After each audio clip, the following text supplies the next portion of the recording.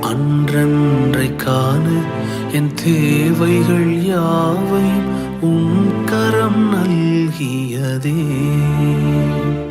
நீர் நடத்திடும் விதங்களை சொல்ல பூரண வார்த்தையே இல்லை.